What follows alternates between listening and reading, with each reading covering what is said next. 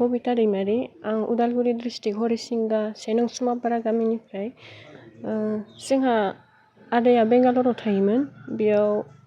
रिलायन्स वेरहाउसाव खामानि मावोमोन बेनिफ्राय रुम भारा थायोमोन बे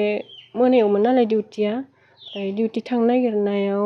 8टासोफोराव बियो सिरिनिफ्राय गोलैनानै सिंनि हाराया गावदों बियो होजों बेंगालरावनो ट्रिटमेन्टआ जादोंमोन एसे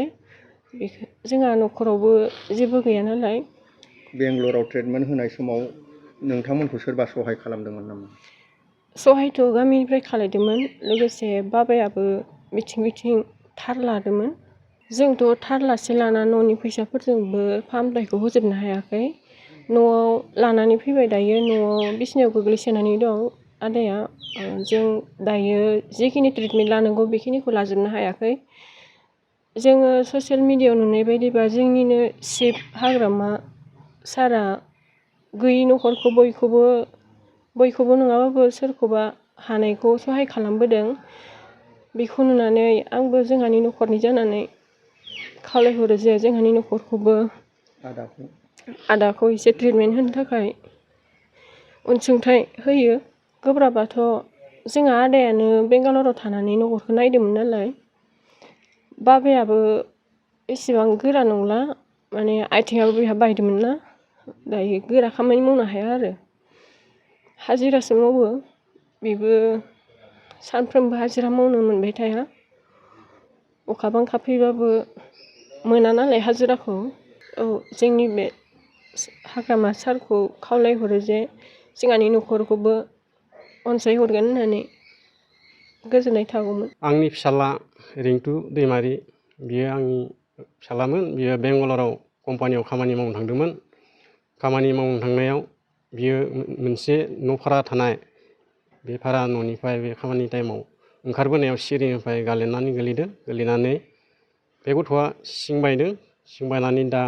ओजों बेंगालरावनो बे मेडिकेलाव दोनदोंमोन मेडिकेलाव मथा मथि 17 दिन दोनबाय दोननानै बेबायदिनो खस्थ' मस्थ' थाखा फैसा इथिं नामायनानै सोरनाव दाहार दुहार खालामनानै बे 16 दिनसोखौ हस्पिटालाव लाखिनानै दा न'आव लाना फैबाय दा न'आव लाना फैनानै दा बे गथ'आ बिसिनायाव दं आरो ट्रिटमेन्ट लानो गोनां दंबावो बबेबा लांनो बेफोरखौ आं दा लांनो हायाखै थाखा फैसानि थाखाय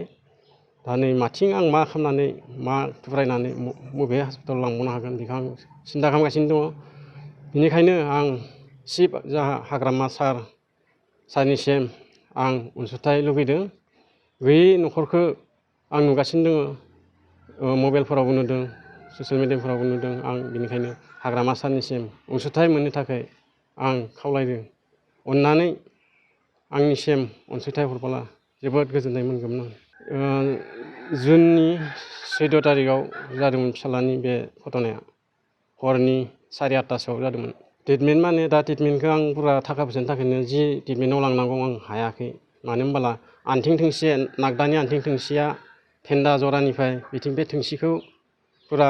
लर सर खालायनो हायाखै दर मोनाखै आरो थालाया ओमफ्राय बे आसिफोरखौ लेवला लेवलि खालायनो हायाखै दा बेफोरखौ ट्रिटमेन्ट लानो थाखायनो आंनो रां रुफानि थाखाय आं लानो हायाखै